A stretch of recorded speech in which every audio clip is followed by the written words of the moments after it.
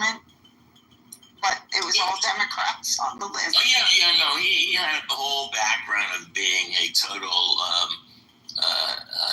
he was sort of like an abortion clinic bomber. He was very anti-abortion, but he was also, he was like a Christian nationalist kind of thing.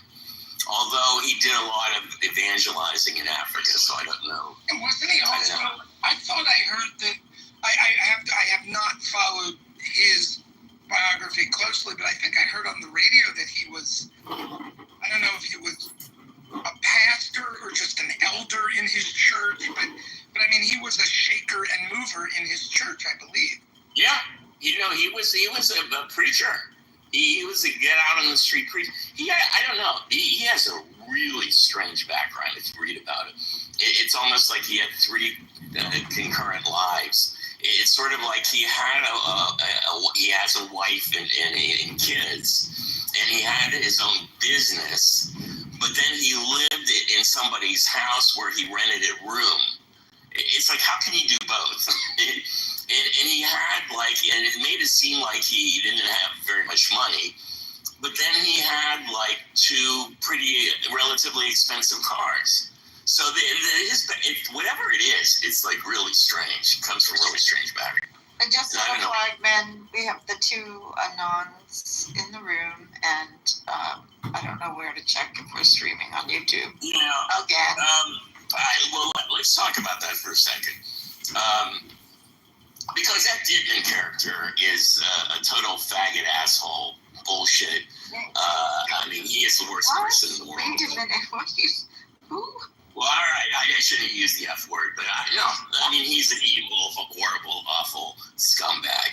But well, the fact of the matter is, just for the record, Ben's expressing his own opinion. I don't do name calling. So.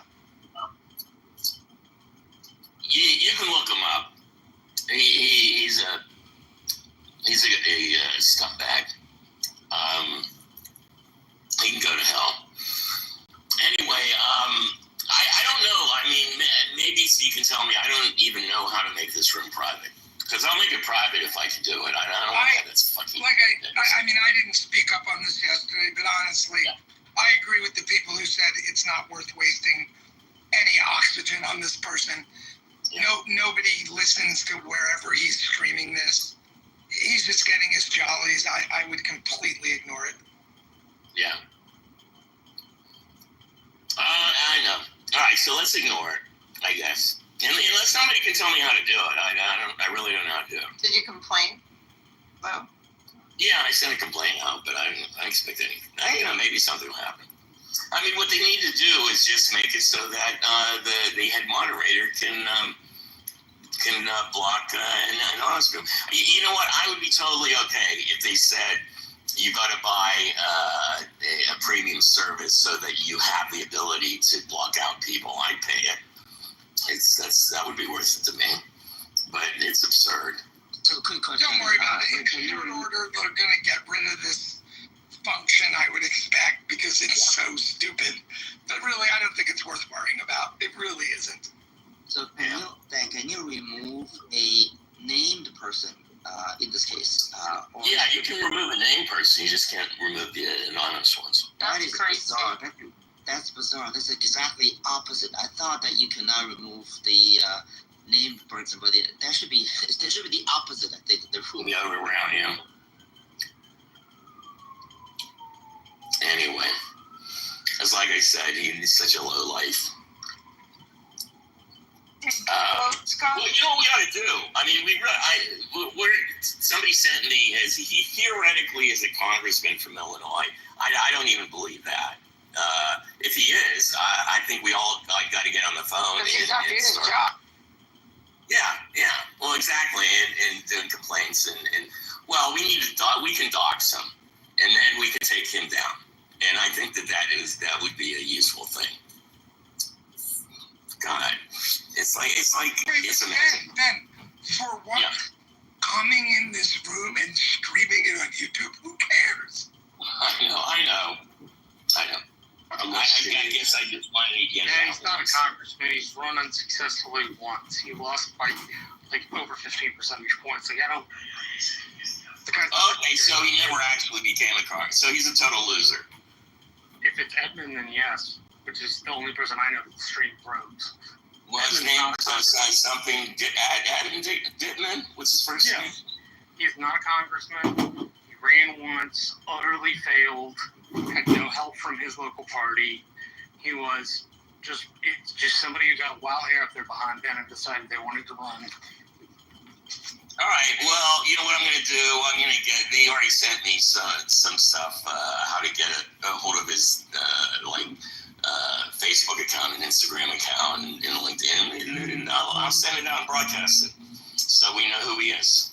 So I remember the initial Clubhouse model was supposed to be imitating a living room or coffee house. You know, you go to somebody's house and then have a listen to the chat and then decided to join the conversation.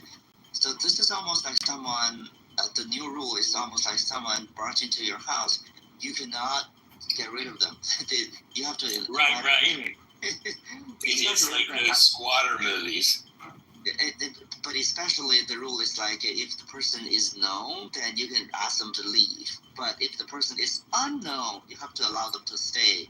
What logic was that? What kind of a living room that you want to imitate with the it's like the completely opposite rationale compared to the old rationale. I agree with you. And by the way, it's Adrian Dittman. It's not Adam Dittman. It's Adrian Dittman is the guy's name. Look him up. Dox him. Tell your friends. Anyway, all right. Let's try to ignore him. Look, to me, there's nothing that we say in here that would be either embarrassing or useful to anybody else. So, it's just the idea of it that bothers me more than anything. So, all right, so it's today. Why don't we get the New York stuff out of the way first? Oh, is Scotty here? Good, Scotty's here. All right, today is, I guess this is it for the primaries. I'm still confused as to, how the ranked choice voting, because, is this a day of voting, and then when you say it's going to go into different levels, it's just whoever I don't understand. Is there like a second or third vote before the general election, or is this it for the primary? This is it. This is it. So, except that it takes a week potentially for them to roll it all out to figure out if nobody gets 51%, they have to figure out who in an aggregate comes out. Is that basically it? Yeah, Scotty might be voting now because he was on his way to the polls, so he just dropped off. But yes, if someone doesn't get 50% in the first round, it runs through various tabulations with the votes. They all get retallied. My prediction is that in the general election, you will have Curtis Sliwa, who's this bizarro guardian angel Republican. Yeah, very right-wing Republican, and under any circumstances, he's going to lose. And he's run like 4 or 5 times, and he always loses. And look, New York is very much overly a Democratic city. And if you win a Democratic primary, with rare exception. Now, with that said, Bloomberg did what's a Democrat, an independent, and a Republican. Ran in all 3 capacities in one. Yep. So did Giuliani, by the way. And so did Giuliani, was a Democrat turned Republican. And Lindsey won, and he was a Republican. So it's not like they weren't Republicans that lost. But even the Republicans, at the time they were Republicans, they were really sort of moderate Republicans. They actually, in comparison to the rest of the country, the moderate New York Republican was really a moderate Democrat. But then the thing you're forgetting about in the history of New York, okay, before you think Sliwa can't win, is 1970 U.S. Senate election that elected Buckley, 1970. Buckley's brother, William F. Buckley, James Buckley's brother. That was because that's the thing. Is that this idea of splitting your party can exactly because that was the situation if you get enough Democrats or near Democrats running on whatever line they're running on, you can elect like a kind of more conservative Republican. So Cuomo's has a line he can run on in November, even if he loses the Democrat primary. So does this other guy who's his near contender. Yeah, they both. And then Eric Adams is going to be running as an independent. So you could have a split vote. I think no matter what happens in the primary, I think it's going to be a four-way race in the general. It's going to be the Republican, it's going to be Eric Adams, and then it'll be either Cuomo or Mondami will win the primary, but the one that loses will continue to run in a minor party. So you're going to have four candidates no matter what at the end of the day. And Cuomo will be the independent, and Mondani the working. Is it ranked choice voting in the general? No. Oh, so it's only ranked choice voting in the I'm primary. going to verify. I think. Oh, yes, you're It's correct. only ranked choice in the primary, Steve. And if no candidate gets 50% in the general, they're still the winner. There's no problem. Yeah. Like in most elections in most places, if you get the most votes and you've got 32%, you win. Yeah, it doesn't make a lot of sense. You would think that it's the general that needs to be ranked choice voting. That's really strange system. I know. And there's no reason why it can't What be. do they do in Maine? Alaska, the reason why Mikulski, is that her name? Mikulski won in Alaska was because they Mikulski. Yeah, because she ran choice voting. She ran even as a write-in and ran choice voting and won. So it's possible. Replacing her dad, wasn't she? Yeah. No, but Andrea, that was after she was already in office. She did replace her dad. Oh yeah. She lost her own prize, then she lost a primary as an incumbent, and then she came back as a write-in. Yeah. But look, it's going to be a really. I mean, I think. At the end of the day, not that I like the guy, but I think that Cuomo probably is going to win. And thanks to you, I'm writing in Adrian Dittman for New York Maryland. I wanted to write in Wes Moore, who moved to Maryland as governor there. I didn't know where did Wes Moore grow up? No, it's just that he was up in New York for a long time because he was on Wall Street and then he ran very successfully the Robin Hood Foundation. So he has all this incredibly great military he's an incredibly interesting personal background, overcome a lot, raised by a single mom. His father was killed early. He even did a brief stint in prison. He served in the armed forces, and then he came out and he did very well on Wall Street, and he was in he ran Robin Hood Foundation, which is one of the biggest charities in the nation, maybe the world, donating to anti-poverty programs in New York, and did very well there, and then ran to become governor of Maryland. He dealt with that, collapsed bridge really quickly and effectively, as many other things. Anyway, he's in the list of names for 2028 presidential. I wanted to write him in. Wanted him to come back. Look, everybody keeps talking about him as being a real potential, star. So he's got a lot of diverse groups, and he's young, and he's incredibly charismatic and appeals to a lot of young men. Yes, but he's a Jew. That's who is he? Josh Shapiro. I'm not talking about him. We're talking about Wes Moore. Wes Moore is I'm going to post my photo with him. That was the I best. thought you were talking about Pennsylvania, where the governor got everything done so quickly. You don't remember that? Yeah, no, sure we do. We love Josh Shapiro. He's a good guy, but sorry, this is Wes Moore. Yes. Okay, well then I have my other objection. He's black. There you go. I mean, Anyway, the party has not been very open-minded. Well, we need to get some energy, and we got to get a star or two, and I don't know. We just have to just keep moving forward. I don't know who's going to like come out ahead of the pack, but all the shit that's going on is just fucking crazy. So, did we finish up the New York? Moose, did you have any comments about the election in New York? Moose, anybody home? I don't think we.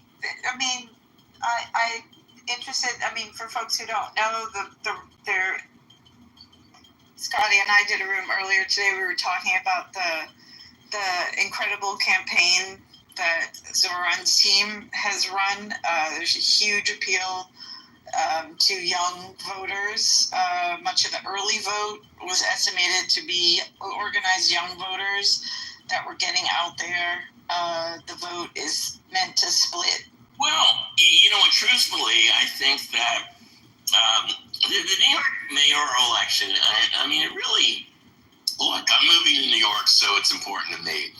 But to people who don't live in New York, I don't know how much interest it is to them, other than if Zoran wins. If he wins, that will be a pretty interesting example of how a young person of his generation can use all the tools available, including TikTok and his sort of viral media, how he can use it to win a general election. Because at the end of the day, somebody who's, look, he's 32 years old, and the biggest rub with him is that he's inexperienced, and everybody is looking for somebody who can get stuff done, who has some experience and some wins under his belt. But if he can come in and, believe me, New York, mayor of New York is a huge thing. Mayors, I remember somebody telling me that if you want the two most powerful positions in the United States are either president of the United States or a mayor of a big city. Because you have just so much control that, much more control than a governor would, in terms of actually being able to do stuff directly. Actually, the actual expression is that it's the second most difficult job in the country. But I'm going to correct you on something. Okay. You know that, like Los Angeles, the mayor is actually not that. Exactly. That was my point. The mayor of a lot of cities don't have the power. The mayor of New York has a lot of power relative. So does Chicago. Than say the mayor of LA or the mayor of Chicago, right? Exactly. But here's the thing. Within New York, though, this is why I'm surprised Cuomo's even running. The mayor of New York City is nowhere near as powerful as the governor, okay? Because a lot of things that you want to do, you need to get what's called a home rule message from Albany, okay? So, don't let that, deceive you. The governor of New York is a much more powerful position than the mayor of New York City by far. Ken, as he liked to demonstrate every time he played like daddy to Bill de Blasio. Do you remember? During COVID, back and forth was, that was like a soap opera to watch. It was incredible. Well, you know what? So I wonder how he's going to feel working for Kathy. Right, who he picked as his number two. I mean, that's going to be a TV series, a Netflix series. Yeah, but I think you missed something. I think you're discounting something then about the Zoran effect, which is, I don't think it's just the TikTok. I mean, that is an incredible way that young people, where they find each other, meet each other, and get influence. But I think it's more that they see somebody representing a little bit more of some of their values. He's talking about the affordability crisis, and he's talking about an issue that I can't remember what the breakdown on it. I bet he beats Cuomo. It very well could be an upset. Everyone thinks and says that he has it in the bag, but maybe it'll be a turnout game. Actually, we should look at the numbers of voters, how they break down.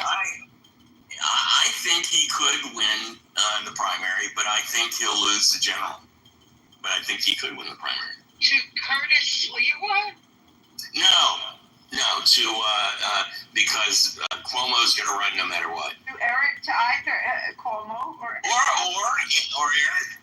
or Cuomo and Zoran will split the traditional vote, and Eric Adams would win. That's or Adams and Cuomo split votes because their seat is more alike because of who their donors are. It could be. If Zoran wins the primary, he's going to probably win the general. He's going to probably win the general if he wins the primary. Yeah, you know what? You may be right that the person who would vote for Adams and Cuomo are probably closer. I may be right because I'm caring or not. No, I'm kidding. Go ahead, Ted. That's true. No, I think in the general, if there's a surprise in the general, if let's say whoever the Democratic nominee is, the Zoran is the Democratic nominee. I would think that, quite frankly, then you need to worry about Zoran split, Cuomo split, Adams split. Sliwa might have more of a chance than you think in this election. Oh my goodness. Ken, have you ever met him? I've ridden the subway with him a ton. I never met him, actually. Even when I lived there, I never met him. He's still wearing the uniform. Guardian Angel uniform, that is. That's probably a mistake politically, but yeah. Okay. All right. I think we've done it with the, we'll have to deal with the aftermath, because this actually probably is going to take a few days before we figure it out, because I think it will be pretty couple of days. I think it went 7 or 8 rounds the last time, but I do think that it's it's interesting to watch. I think it's indicative of the split on the left between the moderates and the more progressive arm of the party. So let's see, between young and old, and it's New York. It's only New York, Francine. If Zoran wins, what do we get for free? We get free buses. Hey, you might not be able to get that through. Do we get free groceries or something like that? And we don't get free housing. Only some people. But no, he does want to work on housing. So free buses is the main thing. Okay. By the way, most of the things he's promising he can't deliver as mayor, even if he wanted to. Again, because that seems the mayor doesn't have power. The mayor doesn't That's what I say about him is that he is very progressive. He's got some crazy ideas, but the truth is that the most radical things that he wants to do, it won't happen. It doesn't work that way. So it's sort of like, would that be okay? There's nobody running for office, either locally or nationally, who can even add and subtract. If they could, they would know what they could and couldn't do. No, okay, so that's not true. We've done the mistake of the traditional lamestream media in here right now, which is that we've focused on the top 2. There are a slate of really excellent candidates, one in particular that might get ranked second, and that are, really. Brad Landon is the city comptroller right now, so hopefully he freaking is doing the math. And so there's that, but he has a track record on housing, and he seems to be kind of a moderate in between Cuomo and a pragmatic progressive in between the two, Cuomo and who's not progressive, and Mandani. Although they are kind of campaigning together, they cross-endorse each other, Lander and Mandani, and they were just on Stephen Colbert, if that means anything. I wonder if whoever wins, I wonder if they'll pick the other to be like deputy mayor. That seems like a. Well, like you said, weren't they? They're like sort of cooperating together, Mandani and the controller. Yes, but largely, I think to beat Cuomo. But who knows what else it might. That makes sense because Mandani has all the crazy ass ideas, and Lander can add and subtract. So together, well, you know what? I think all candidates for any public office should be required required to take the SAT, just the standard SAT, and then that would like shake it up. Well, and You, yeah, I think we're veering into Solutions Friday. No, I don't see Trump getting more than a combined 800 score on the SAT. But also, it's the obvious joke, Ben. What Trump has proven, you don't need to know how to add or subtract to get elected president. You just have to know how to divide. oh my God. Whoa! Bumper sticker. I like it. All right. Let's Don't forget Adrienne Adams, a strong black woman we who has like experience on the council, who's a speaker there and has corporate experience, who came across as the adult in the room on the stage during the debates, and the very young and thoughtful, and I really like. And a black woman. I Yes. think, first of all, they should just get rid of all the other candidates, and only women should be running for this office. I'm tired of the fucking men. The women are much better at this. Well, the men are going around almost blowing up the world. I'm sorry to say to my male friends up here. But then Zelnor Miri, who is not that high up in the percentage in the polls, but he's a young black leader in the state legislature, and running on the progressive slate. And I don't think he's going to pull it off this time, but I think he's someone to watch in the future. But Scotty and I also voted that if Mandani doesn't win, if he doesn't do deputy mayor or whatever, they should either go back for city council or run in one of the well, we're not sure. It depends on what AOC does, because we think he's from her district, and we thought he should run for Congress. No, he's from Astoria. He represents Astoria in the state assembly. So, no, sorry, I switched back to Mamdani. Oh, yeah. Mandani represents Astoria. Yeah, I think that's Dan Goldman. Oh, it's district. No, Dan Goldman is my district. AOC is up. We should check. She's Jackson. What is she? Jackson Heights, and I thought she was Astoria as well. Well, maybe She's Bronx. She is Astoria as well. Do my homework. Oh, Scotty's back. Scotty, did you vote? Yeah, I just came from. How do you feel? Do you feel relieved? I feel pretty good. I forgot there's other things to vote for too. So I did write my name, since it's ranked choice. I wrote my name in for Manhattan Borough President, because why not? I'm not going to win. But I ranked myself, I think. Never know. Yeah, so. But yeah, it went well. I did talk to the poll workers. They said it was definitely really busy in the morning, like manageable. It wasn't like crazy, but they said it was definitely much higher turnout than past. So were you voting in a school? Where were you voting? What was the building? Yeah, the school. It was a school, okay. Yep, it was nice and air conditioned. But yeah, it went well. One of the poll workers said it was busier than the presidential election, which I thought was interesting. I don't know, that's just one opinion. But they said it was quite busy. Primary or the? Did she get No. The general. Mm-hmm. So, Scotty, do they serve beverages at your polling place? No, but usually what happens is that the school will run like a bake sale or something, and then they'll capitalize off of that. And I was surprised they didn't do that today. I don't think it's too hot or whatever. It's a good marketing opportunity, I would think. It's very smart.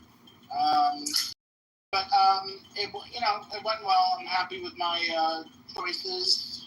And I don't know. Did you see the interview with Stephen Colbert? Yes. During Zoran? Yeah, Very good. Yeah. Just talked about it before you popped in. But yeah. Were you impressed? Yeah, I was actually pretty impressed. But regardless, I voted Adrienne Adams, my one, Landers, my two, and someday I'll disclose. Yeah. Mm-hmm. But We're being cagey. We're being private about our votes here. Well, I mean, I'm more annoyed than anything that we have people on the left who are like, there's nobody good, it's, Mamdani or nobody else, or the city's ruined and the Democratic Party's ruined. Mind you, there are good people running. In people who can do the job, whether you like them because they don't have the moxie or they don't, they look schlubby or whatever. Scott Stringer, Brad Landers, city comptrollers, they know how the levers of the city. Adrienne Adams being Speaker of the City Council. Stringer was the borough president. And he was a borough president. I'm just saying there are people out there who are good, and the way they get overshadowed in our new political culture with the TikTok candidates and all that, it makes me really upset. And that would be fine if it wasn't for so many people on the left who are like, how dare you not vote for him or not rank him? And I understand the contempt for Cuomo. That's a given. But the fact that it's the Bernie or bust crowd is annoying the fuck out of me with Mamdani, because it's like if they literally have said, New York is done if they don't elect him, and the party's done. And people outside of the city have so many opinions about this guy, but we never can talk about, experience as a thing that matters in running New York City. Like knowing he's not even in the city government, he's in the state government. It's very different. And the plans that he's putting up require state government approval. It has to pass Albany. And there's a lot of shit that is just, free giveaways and sound nice, and in spirit, I will like it. But to get it done, I think, selling this to the voters, it's a little dishonest. That said, he has mobilized so many people. People are excited about him. He should be studied, his candidacy, for how effective young leaders can be for the Democratic Party and how they can hit a message that resonates with young people and get them excited again. So there's a lot of things going on. There you go. Thanks for the report from the ground, Scotty. All right. Are we ready to talk about Iran, as they say? I haven't even looked at the paper this morning. Was there anything new There's some going on? speculation that maybe they've each taken their strikes and hopefully it's over. Yeah. And President Trump said fuck. And it's on the front page of the New York Times. And that he's not taking his meds. Yeah, exactly. I mean, Basically, really amazing. dumb fucks. Yes, exactly. It's like, it's totally out of control. Basically, he thought they violated the ceasefire, but what they did was they all took their shots right before it began. Yeah. And he was disappointed in them. Well, he called he's the king of the world, and whatever he says, they have to follow, and he's amazed when they don't. It's it is so entertaining to have an 8-year-old as your dear leader. It's just astounding how much I don't know where you can create something like this that is so stupid, so mean, so stupid, so uninformed, so uninteresting, so uninterested. He's the worst person in the world. He is. I'll tell you, sitting out here outside the United States, I will tell you, at least in Europe, he is the single most hated man in the world. And he is the single most hated man in America. I mean, 51% of the people voted for someone. I don't know how you can hate him even more. He's really testing our capabilities. And you realize it's mathematically impossible, even with not getting a polarity vote, to get elected president when you're the most hated man in the world. Obviously, he's got fans somewhere. Well, he does. He has potentially the 49% of the voting population, but I don't think so. I just think that, and this is all based on opinion, not about specific data. But I would say that the vast majority of Democrats do hate him. And I don't know other politicians like that. I don't think Biden, I don't think the vast majority of the Republicans hate Biden. They don't want to vote for him. They don't agree with his politics, but they don't hate him. I don't think anybody. There's not one person in the United States where more people hate than Donald Trump. I would say that that's accurate. Everybody I know hates him. There's no in between. There's no I don't like what he does, but he's an okay guy. That's not him.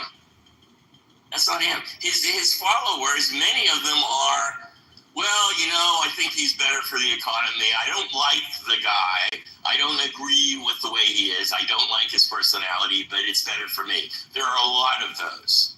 And they don't hate him. I mean, there are some people who are, I hate him, but he's going to make me rich. There are some of those. But the vast majority of Democrats that I know and independents that I know that I hang out with hate him. There's no question. It sounds like Cuomo. I mean, it sounds like the New York Cuomo thing. They don't like him, but, and then there's a thing. Yeah. And in this case, it's like, I don't know, city managerial capacity. Yeah, but even Cuomo, how many people, I don't necessarily like Cuomo, but I don't hate him.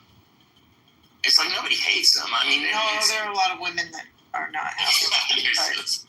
Yeah, there are at least 13 women who hate him. But I just want to ask you and Ken or anyone else very quickly, which is that I think that Trump, since the numbers matter so much, why don't we ever call out the fact that his victory really came down to, I think it's like 537,000 votes, which is a lot smaller number than the 2 million or whatever they're saying more in the popular vote.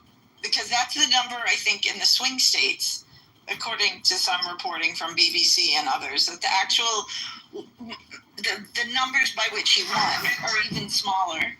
So I'd like to take heart in that. And again, it comes all down to the swing states. Did anyone see that reporting? That it's really only 537,000. I feel like Eric Foster. 537,000 votes in the swing state. That was less than that. Yeah, I see that reporting, and I've also heard his response to that reporting, and I've heard a lot of Republicans respond to it as, that's bullshit. Well, of course they do. So, Of course they do. I don't hate Trump. I don't hate him. I think he's really a problem as a person.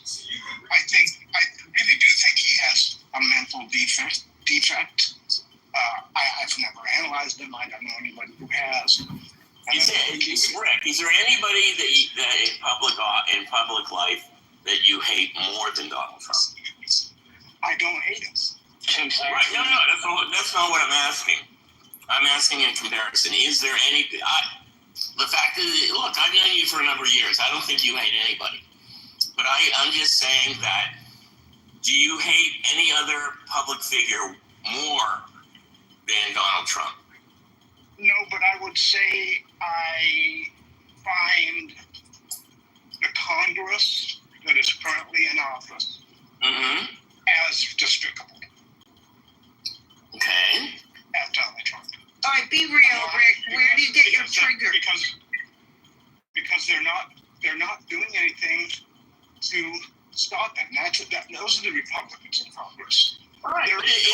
There's a couple that talk about it, but without them, he has not the power to do what he does. And so I don't ever look to anybody is going to save us.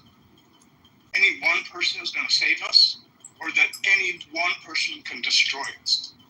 It takes a big team.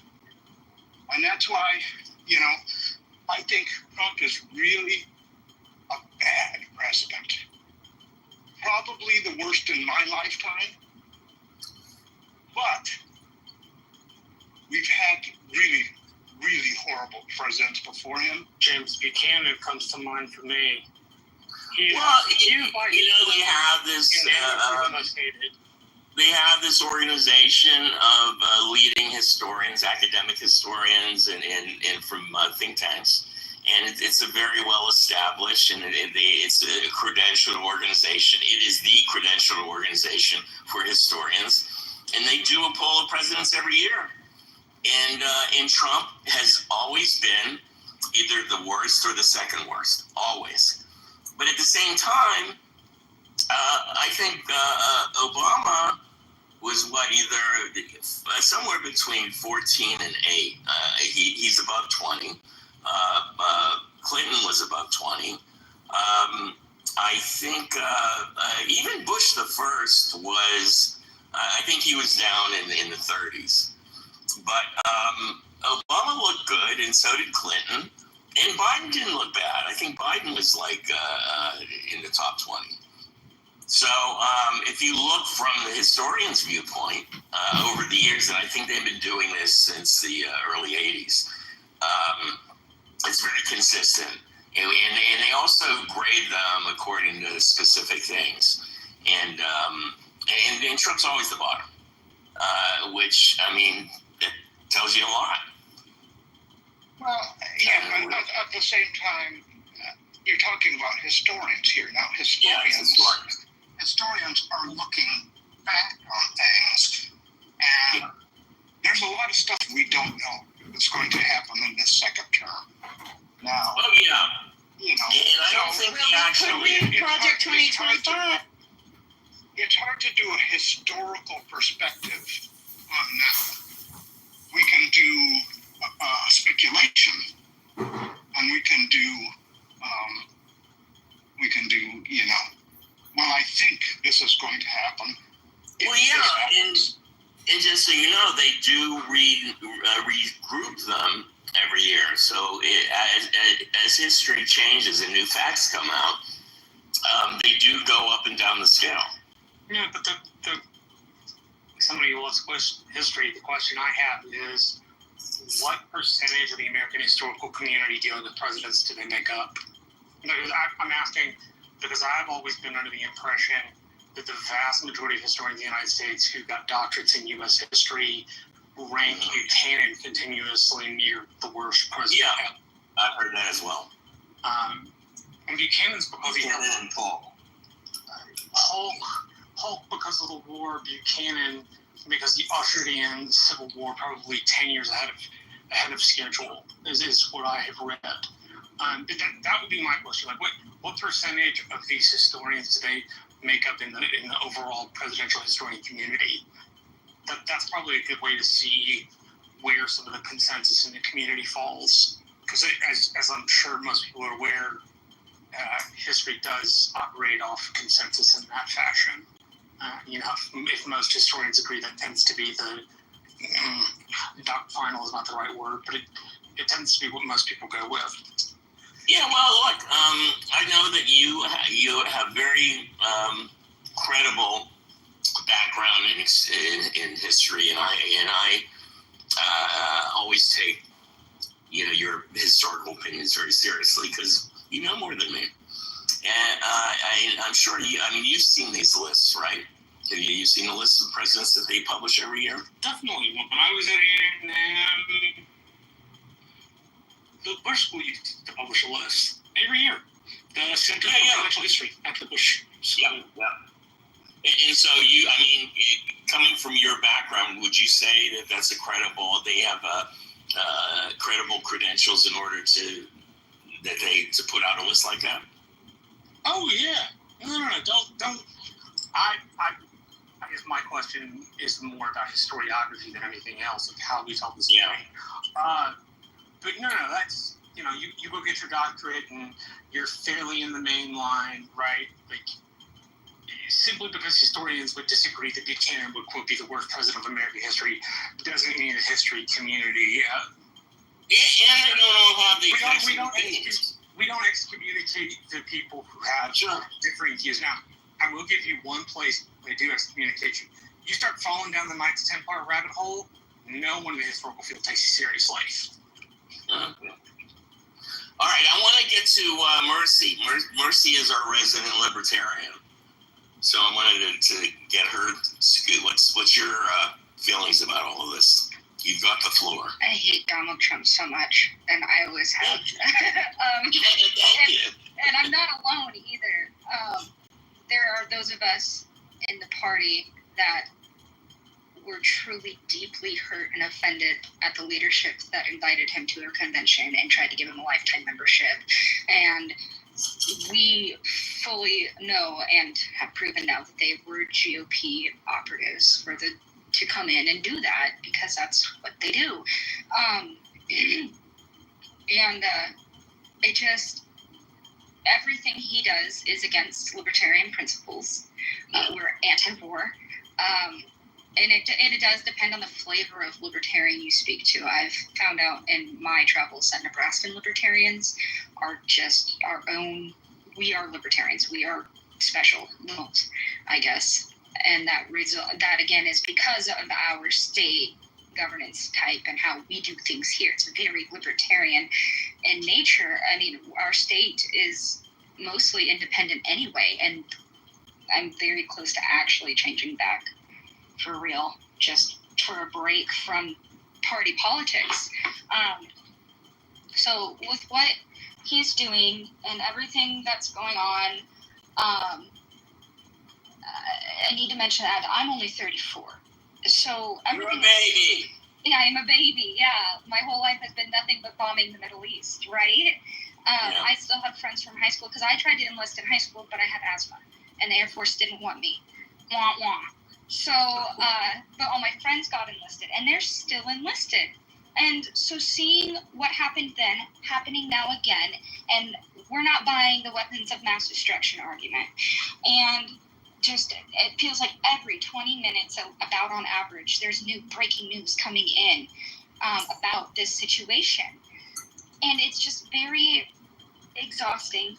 I hate Donald Trump. I'm glad our new leadership took away his lifetime membership and that are denouncing him out loud, and that certain factions are remaining who they are because they're going to get what they deserve, right? And it's just, you know, I appreciate Trump's comment today and dropping the F-bomb. It's probably the realest thing he's ever said, but I just, as I was then, I am now. Who the hell has the blackmail on him that's controlling his strings to make him do and say and help progress what they're doing? Will we ever know? I don't know, especially from a historical standpoint. I liked that discussion and how the ranking of the presidents are. And I agree with Rick. We really don't know how bad this is going to be. We can't really put Trump's presidency into historical perspective yet. But I do believe that his first term is already being mirrored. They just picked up right where they left off. They escalated it again. We are hearing reports now of sterilization practices happening in ICE detainment centers for females again. That already happened last time. It's happening again. We knew it would. I did see news that they are going to move ICE agents into counterterrorism. Just saw that. So yeah, no, this sucks. I hate it. I would like to know who's actually in charge here. And yeah, fuck Donald Trump. Thank you. Thank you. I share your beliefs. You know what? I've just decided I must be a libertarian. No, I can't be a libertarian because the libertarians invited Donald Trump to be their lifelong member. So I guess, Mercy, that I am still an independent. Well, and we did take away his lifetime membership recently. Our new national chair, Stephen Nicola, he's doing a really good job at rolling back everything the last libertarian regime did. That's why I'm still holding on to hope, because like my state party, solid. Arizona state party, haven't been in a while. But I recommend being an independent right now. Don't buy into the party politics. I haven't in years. Yeah. That's why you're back to hero, Dr. Francine. Yeah, you are consistent. All right, we are into closing comment and pros of wisdom, and we have yet to hear from Elle and David Jacobson. So, Elle, why don't you give us what you've been thinking about this morning, or any closing thoughts, pros of wisdom? Elle? Elle's not home. She ran away. Okay, David Jacobson, closing thoughts, pearls of wisdom. David Jacobson, anybody home? Knock, knock. Anybody home? Yes, you just have to give us a minute if we're not talking all the time.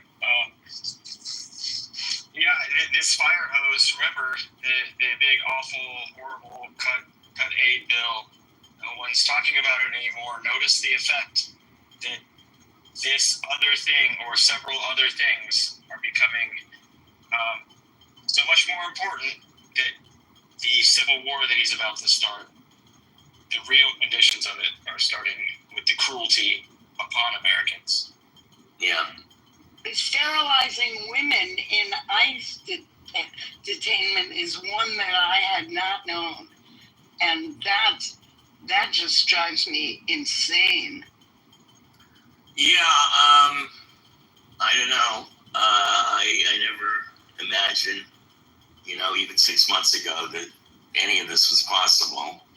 And we're seeing it. We have 4 tech CEOs that are lieutenant commanders. Yeah, I brought that down. How is that not 1930s replaying itself, guys? In cyber, in cybersecurity, or what were their positions? Well, they're all in part of this Doge effort to be, look, for years we were talking about, to modernize the government. Surveillance capitalism. No, you're falling for the wrong thing. The modernize, that's the veneer. It's the same thing we bitched about the surveillance state in China. We just had the surveillance capitalism marry itself with our military. Yeah. And Doge stole all the records. So everything you feared about China being worse already happened here. Yeah. And they did it in like 6 weeks. Yeah. It's amazing. So some stuff's getting pushed out of the bill. I put the link in the chat because it didn't pass the Byrd Act. What about this is the stuff that the libertarians should be shouting, and I'm sure they are. They should be yelling and screaming and jumping up and down. We are. We're going crazy over here. Stop the prayers. Thank you. All right, Marshall, closing comment, pearls of wisdom. Marshall? Nobody wants to do closing comments today. I'm here. Picked up a new book called Persia and Rome in light of the issues in the Middle East and our founding fathers' contemporary antiquarian training, which it was Madison or Hamilton that were classically schooled in Greece and Rome. If it was someone like Washington absorbed an understanding of the Roman Republic out of Shakespeare's plays as one of them. Thomas Ricks is a really good book that chronicles. Oh yeah, I remember. It's called First Principles. And so, in light of those two things, it seemed like it would be an interesting book to read. So, that's my new book. I like it. Yeah, I remember listening to Thomas Ricks a couple of times. He's an interesting guy, very knowledgeable. Okay, so we are at Stephen. Closing comments, pearls of wisdom. Pass. Passing to Dr. Francine. Closing comment, pearls of wisdom. Are you kidding? Make something up. You're creative. No, but I've talked a lot this morning. I'm really depressed. Uh-oh. All right, we have to cheer Dr. Francine up. Scotty, can you cheer Dr. Francine up? No. Sorry, Dr. Francine. No, I will say this. If there's any bright spot, at least in the mayoral thing, is what I had brought up before. Yeah. Was the cross endorsement of Brad Lander and Zoran in terms of people seeing the optics of a Muslim and a Jew cross endorsing each other as kind of a sign that, hey, maybe groups can come together. Maybe the other group is not so bad, whichever side you're on, that there are really wonderful people that are trying to have a bolder, brighter vision for this country and for this city. And so maybe that's a glimmer of hope, because the discourse has devolved into this campism and you have to pick one side or whatever. And I think both of these candidates are showing that that is not the case. And so who knows, maybe there is hope out there. I have a feeling that because of how Brad Lander may end up being on a lot of people's ballots, both Zoran's people's ballots, but also, and his own ballot, and also anybody but Cuomo ballot, that it could end up being Brad Lander who rises to the top here, and he's certainly competent enough to do this.